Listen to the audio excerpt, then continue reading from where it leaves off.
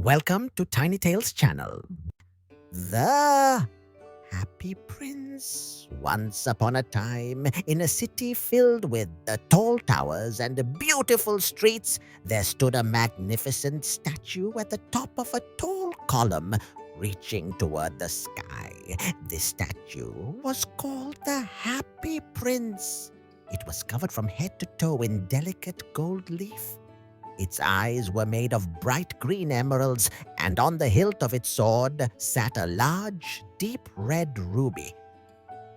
During the day, the sun would shine on him, and at night, the moonlight would gently illuminate his figure. The people of the city would look up at him every day and say, "What a magnificent prince! We've never seen such beauty." But no one could see what was inside the statue, for although its outside was bright and precious, it was made of lead on the inside, and most importantly, its heart was full of love. The statue had been built in memory of a prince who once lived in this very city. That prince had never seen hunger or felt the cold outside his palace walls. His life had been filled with songs and dances every day. People called him the Happy Prince. But back then, he had no idea what sadness meant. After his death, the townspeople built this splendid statue in his honor, and now from high above, the prince could see the entire city and for the first time witness the pain, poverty, and loneliness of its people. His heart grew heavier each day as he watched these scenes. One autumn evening, a swallow flying to the warm countries of the south stopped to rest at the feet of the Happy Prince. It was tired, worn out from flying. Just as it was closing its eyes, a drop fell on it, then another. The swallow looked up. It couldn't believe its eyes. Tears were falling from the Happy Prince's eyes. "Oh my, how can a golden statue be crying?" said the swallow. The Happy Prince spoke softly. "Little friend, I may be high up, but my heart weeps for the people below. Look over there, in that little house. A seamstress lives there. Her child is sick in bed. She works night and day, but she has no money to buy food. Please take the emerald from my eye and give it to them." The swallow hesitated. It was supposed to be on its way, but it couldn't ignore this request. It flew up, plucked the emerald from the prince's eye, and carried it to the woman's house.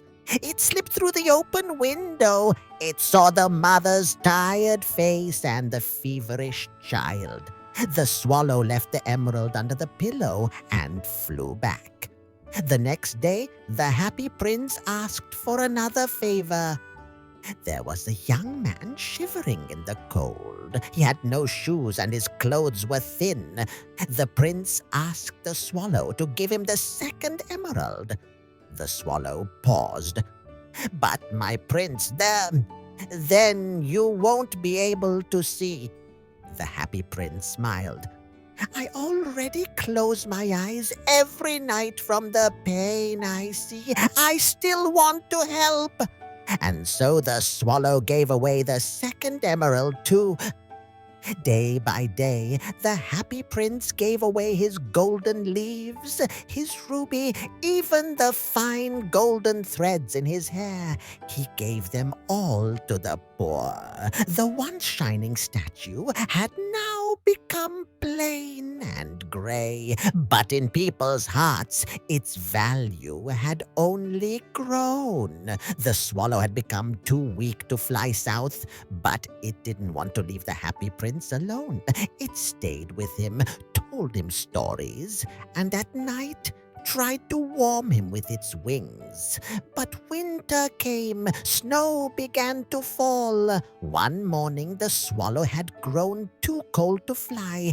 It lay quietly at the prince's feet and never rose again. At that very moment, the happy prince's lead heart broke in two, for he had lost his dearest friend. The next day, the city officials noticed how ugly the statue had become. They decided to tear it down and melt it.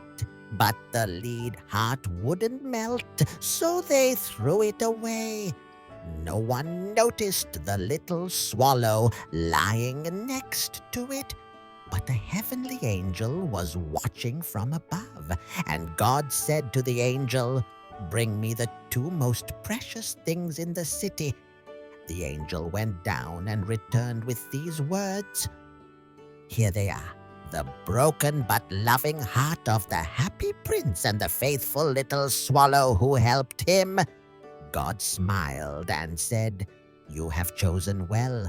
These two shall live forever in my paradise. True happiness comes from sharing and giving love."